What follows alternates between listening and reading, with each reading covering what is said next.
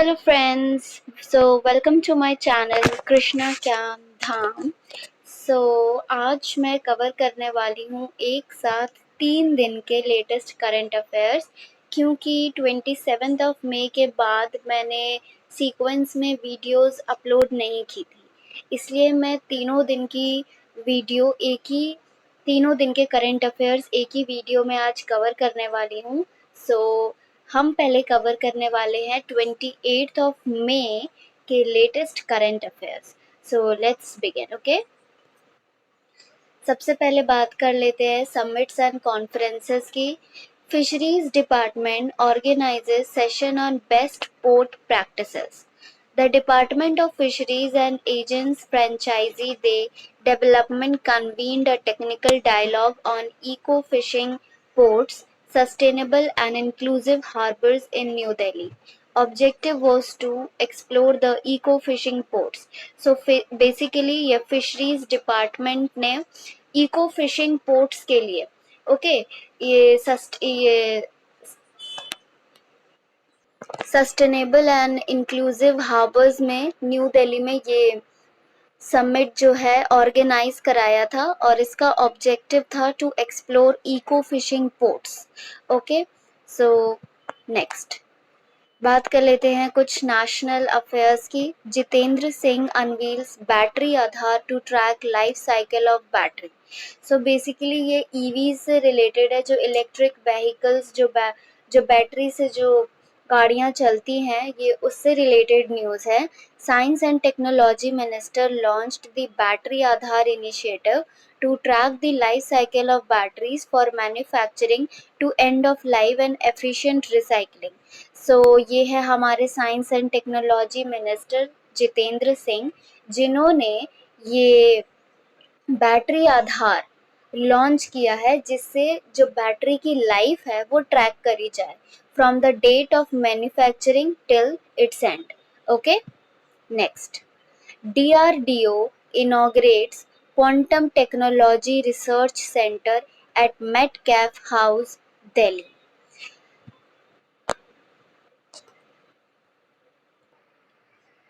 DRDO inaugurates Quantum Technology Research Center at Metcalfe House, Delhi. So basically DRDO Development Research and Defense Organization ये quantum technology research centre जो है new Delhi में inaugurate करने जा रहे हैं to strengthen indigenous quantum capabilities for strategic and defence applications.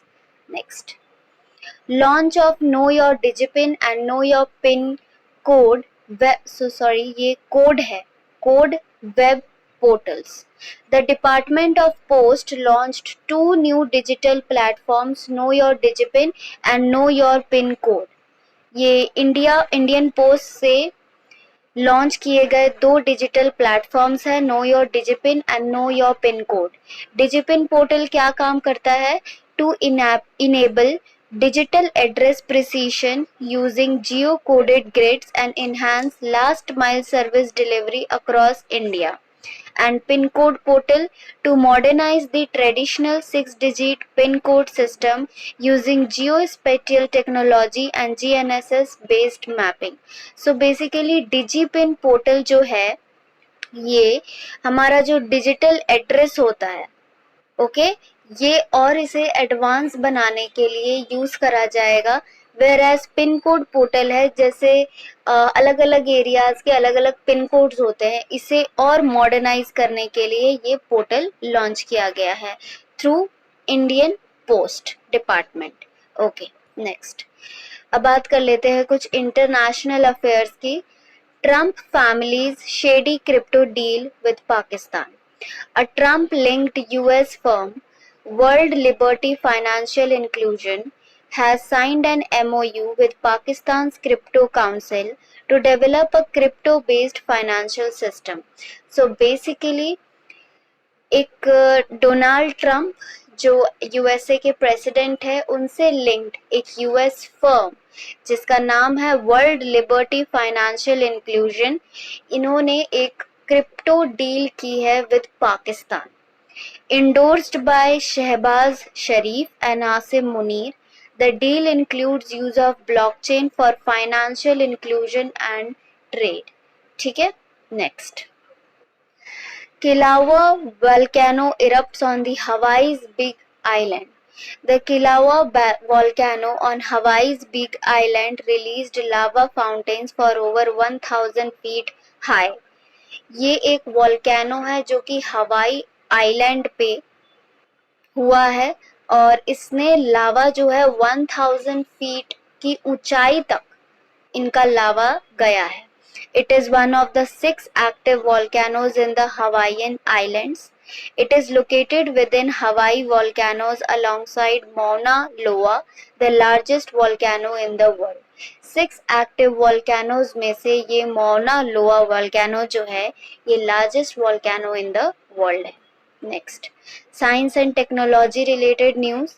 India's first gene edited by Kashmir University, marking a historic milestone in the field of animal biotechnology. The team of researchers led by Riaz Ahmed Shah had previously cloned India's first Pashima ghoul, Noori, in 2012, a milestone that garnered global acclaim. So basically Kashmir university से ये university में ये research हुई है ये in the field of animal biotechnology, जहाँ पे sheep का जीन जो है वो एडिट किया गया है. India's first gene edited. ठीक है, शीप का जीन जो है वो एडिट किया गया है. एंड रिसर्चर्स जो थे वो थे रियाज अहमद शाह. और फर्स्ट जो इनका इसी एनिमल बायोटेक्नोलॉजी से रिलेटेड जो रिसर्च था वो 2012 में किया गया था, जिसका नाम था Noori. Next, state affairs. Citizens who reside in Ladakh for 15 years to be treated as domiciles.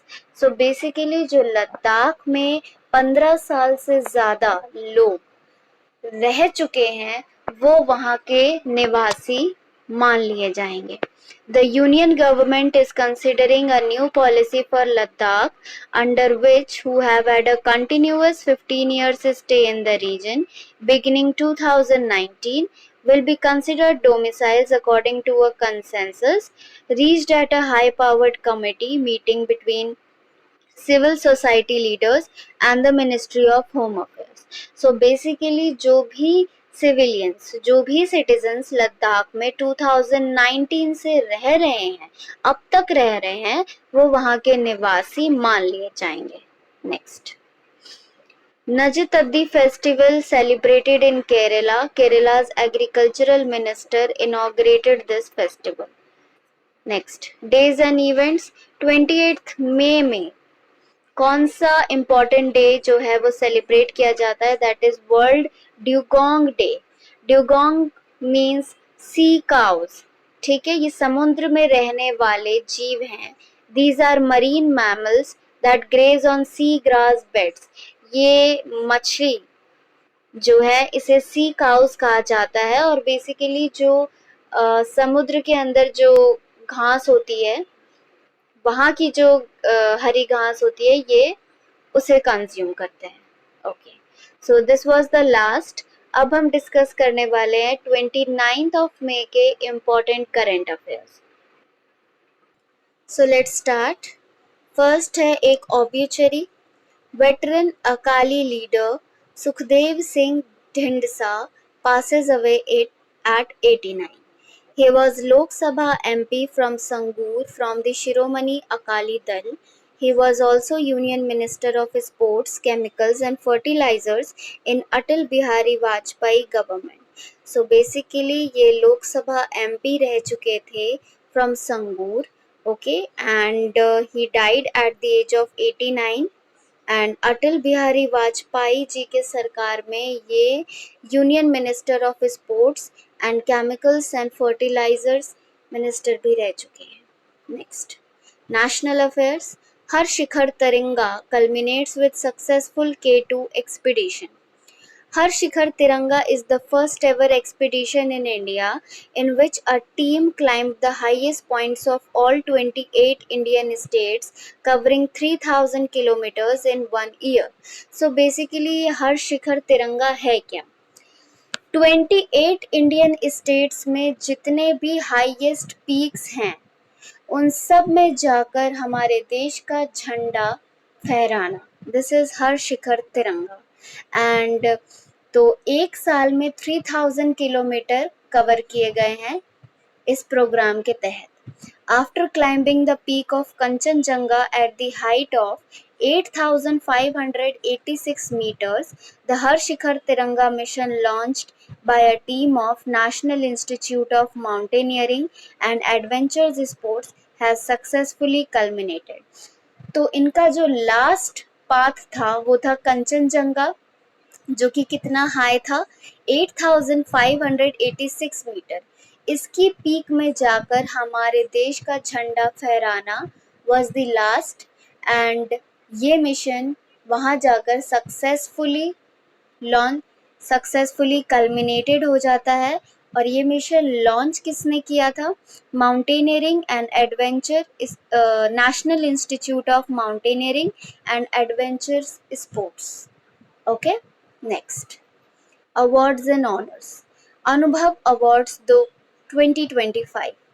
Anubhav Awards 2025 to be conferred by Union Minister of State, Department of Pension and Pensioners Welfare, Dr. Jitendra Singh on 18th August 2025 under National Anubhav Awards Scheme 2025. So basically ये जो हमारे minister है for pension and pensioners welfare doctor Jitendra Singh 18 अगस्त 2025 को ये अनुभव awards distribute किए जाएंगे। Okay, next government policies and scheme. UP launches buffer में सफर योजना to boost eco tourism. The UP Forest and Wildlife Department has launched a new ecotourism initiative, Buffer Mein Safar Yojana. The scheme is being implemented in major tiger reserve buffer zones such as Dudhwa, Pilibhit and Lakhimpur Kheri. Sohagi Barwa and Katarnia Ghat wildlife sanctuaries have also been included under the scheme. So basically एक government scheme जो उत्तर प्रदेश में launch हो चुकी है that is buffer में सफ़र योजना। और इस योजना का एक ही रीज़न है टू प्रमोट इको टूरिज़्म, ठीक है। और ये मेजर टाइगर रिजर्व्स में लॉन्च किए जाएंगे।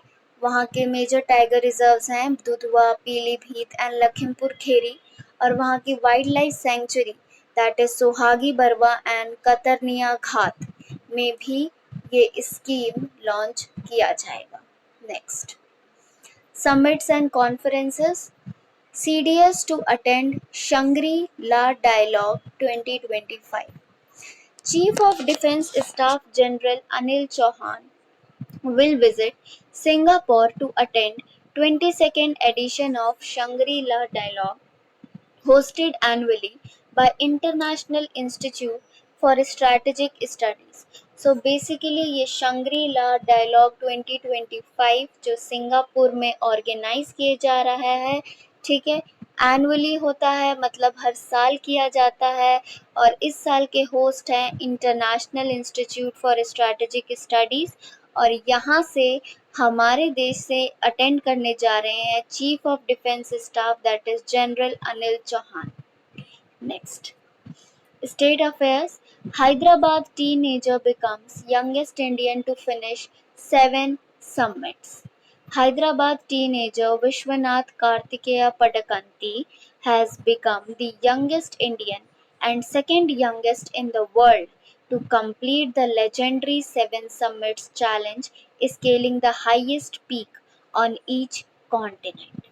So basically जो 7 summits जो ऑर्गेनाइज किए जाते हैं कि 7 कॉन्टिनेंट्स जो हाईएस्ट पीक है वहाँ पे कौन पहले क्लाइंब करेगा, तो उसमें जो है हैदराबाद के teenager that is Vishwanath Kartikeya Padakanti from India, ये पहले यंगेस्ट और second youngest in the world बन गए हैं क्लाइंब करके। इन्होंने सातों समिट कंप्लीट कर लिए।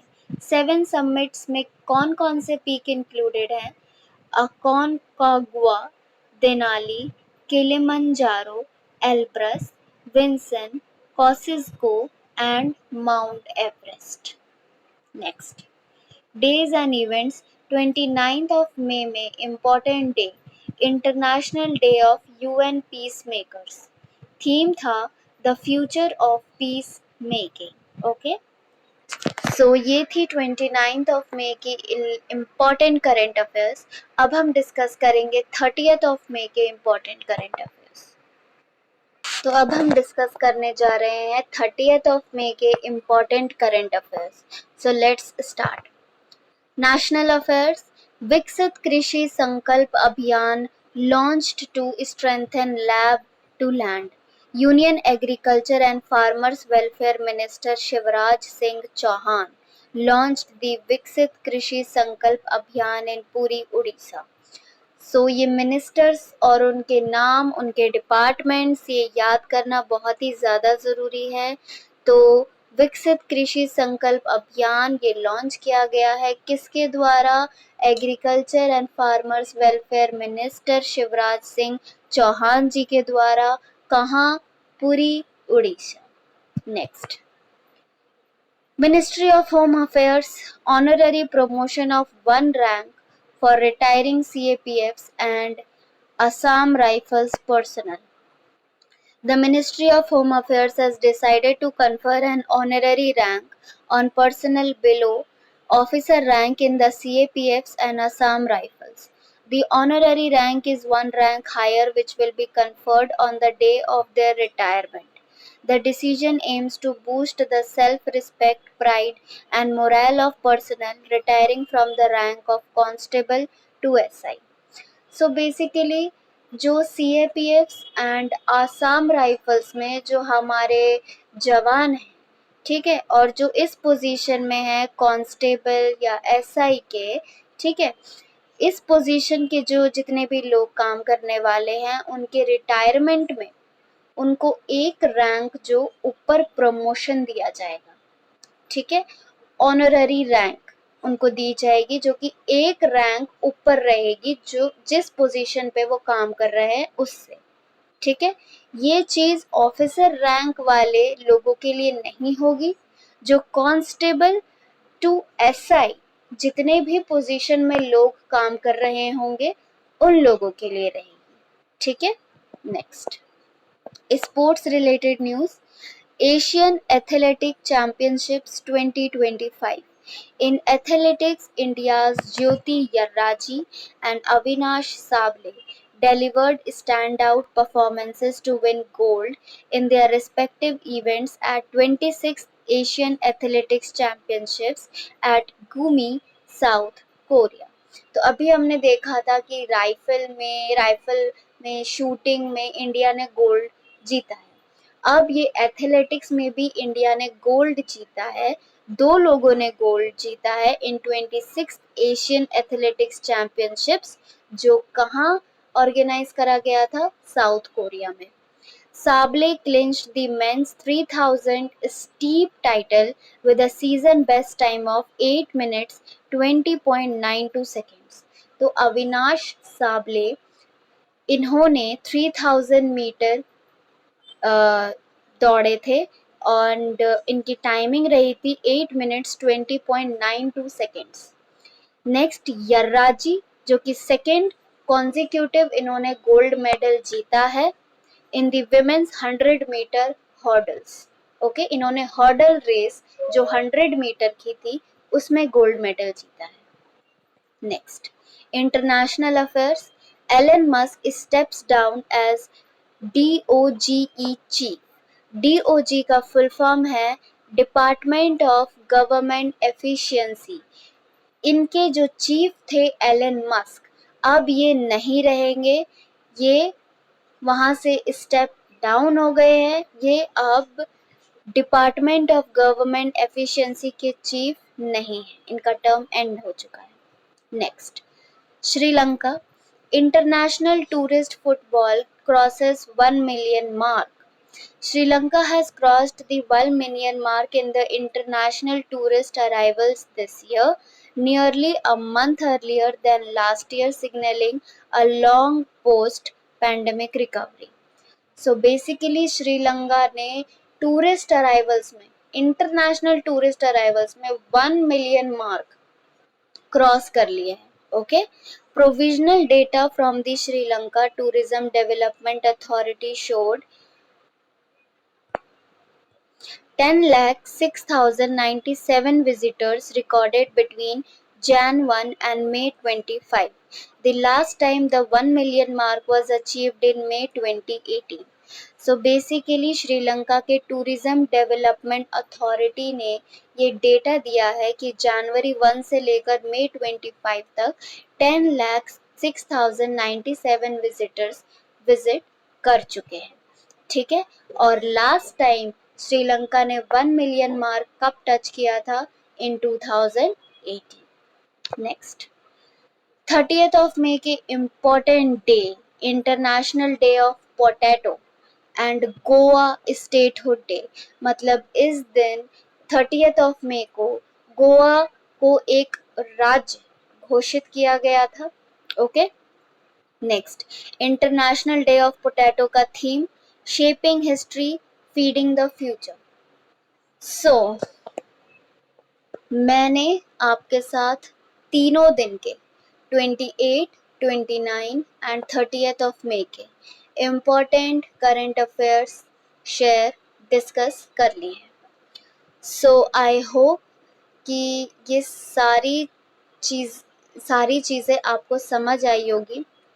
मैं डेटा जो है जितना हो सके शॉर्ट एंड क्रिस्प रखती हूँ ताकि समझने में, पढ़ने में दिक्कत ना आए और याद करने में भी, क्योंकि जो चीज़ें इम्पोर्टेंट हैं वो हमें चाहिए एज कंपेयर टू इररेलेवेंट चीज़ें. ठीक है. मिनिस्ट्री, उनके नाम, डिपार्टमेंट, गवर्नमेंट स्कीम्स, किस डेट पर लॉन्च हुआ है, आज ये श्रीलंका ने अगर आज 1 मिलियन मार्क टच किया है तो लास्ट टाइम कब किया था, कितने विजिटर्स विजिट हुए हैं, ये सब कुछ, ये चीज़ें इम्पॉर्टेंट हैं. लेकिन इसके साथ साथ कुछ इररेलेवेंट डेटा भी आ जाते हैं जिसे हमें नेग्लेक्ट करना पड़ता है. तो मैं उसे नेग्लेक्ट करने के बाद ही आपके पास ये डेटा लेकर आती हूँ. सो आई होप आपको अच्छा लगा होगा ये सारे इंटरेस्टिंग न्यूज़ पढ़कर. सो मेरे चैनल को ज़रूर लाइक, शेयर एंड सब्सक्राइब करना. Thank you so much. And अब नेक्स्ट वीडियो आएगी 1st of June 2025.